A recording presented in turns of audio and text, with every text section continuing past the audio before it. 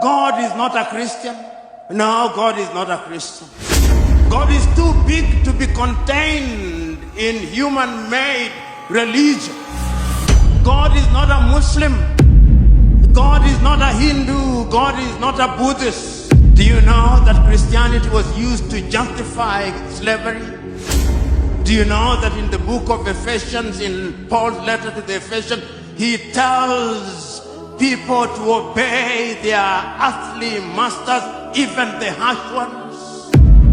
Do you know that the Dutch Reformed Church, on the basis of which apartheid in South Africa was founded, was based on Christianity? Do you know that the Bible has been abused and misused? So, when we talk about the Bible, when we talk about Christianity, you are talking about a man-made thing. That is why we have the Roman Catholic man-made. That is why we have the Anglican man-made to allow King Henry VIII to marry. They are going to have a schism in the church sooner rather than later because of LGBTQ. Man-made.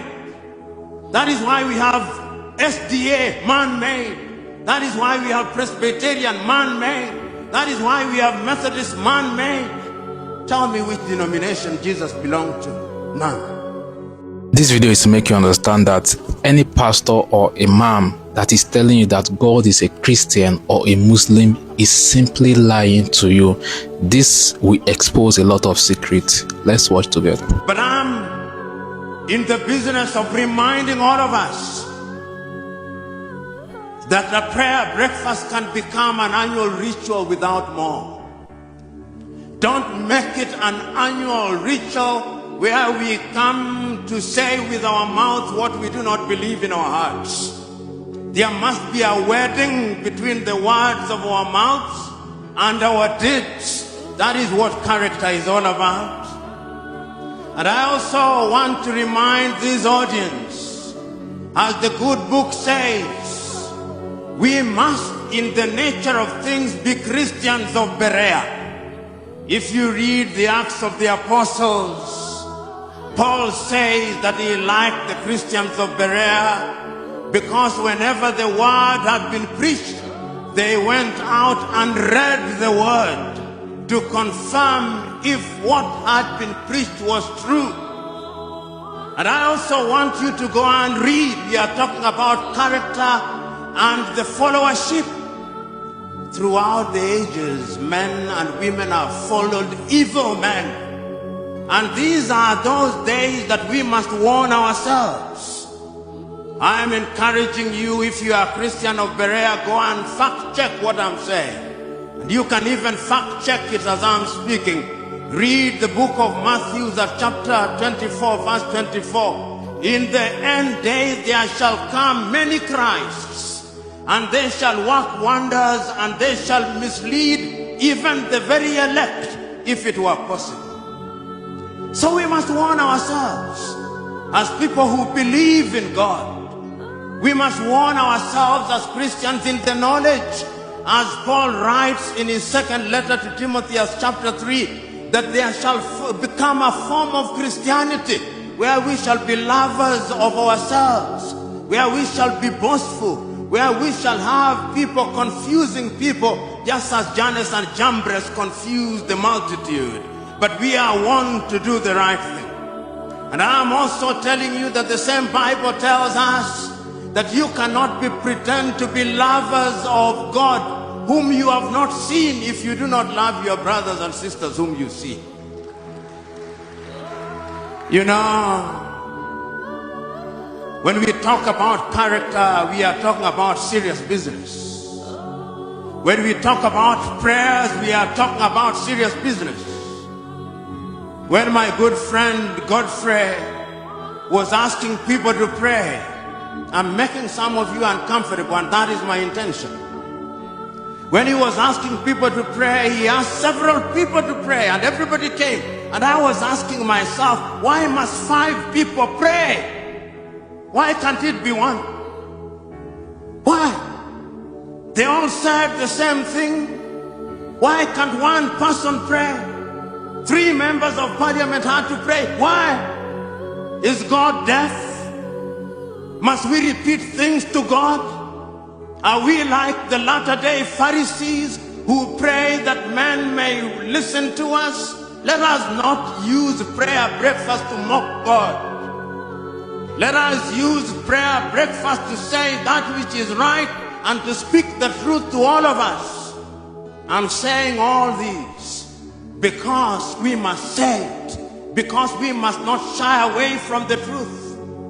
You know, before I turn to my subject for 5 minutes, when Christ himself is asked, teach us how to pray, he prays in less than a minute. Our Father who art in heaven, hallowed be thy name. Thy will be done on earth as it is in heaven. Give us this day our daily bread. Full stop, just pray. All these things that we are in the business of asking, God knows before you ask. If he can number the hair on your head, if he knows your thoughts before you say them, don't be like Pharisees. Let us warn ourselves and let us remind ourselves, as I said yesterday, prayer without action is superstition. We must act. We must do the right thing. Then I've been asked in the context of character to say why Africa is attractive throughout the ages. Africa has always been attractive. It was attractive to the Greeks. They came here and they created their philosophy. Then they called it Greek philosophy. The Romans were here. Christ himself in the days of adversity came here.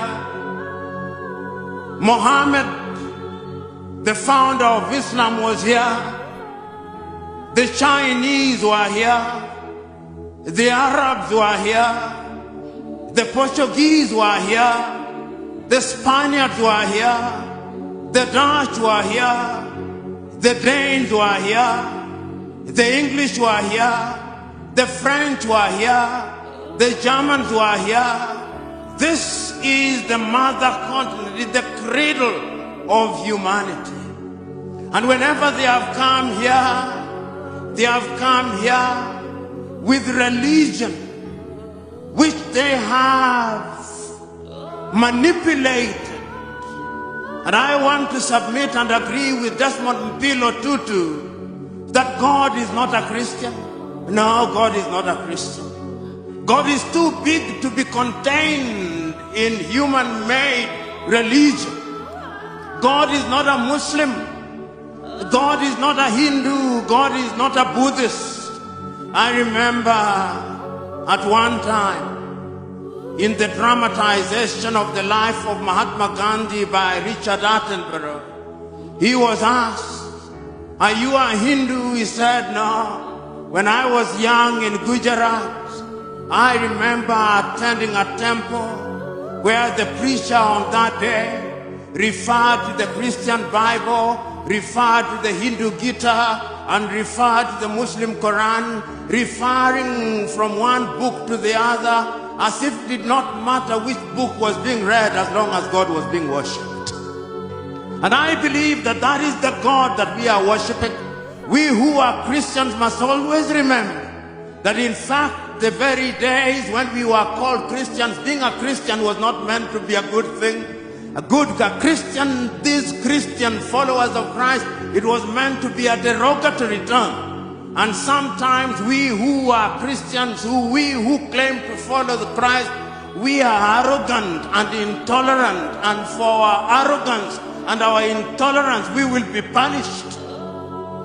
There is a message, those of you who are readers of the works of God, in the Talmud of the Torah, there is a story told that when the Israelites had been drowned, or rather when the host of the Pharaohs had been drowned in pursuit of Israel, and the Israelites were laughing and celebrating, it is said God appeared unto them and said, why do you celebrate when my children have been drowned?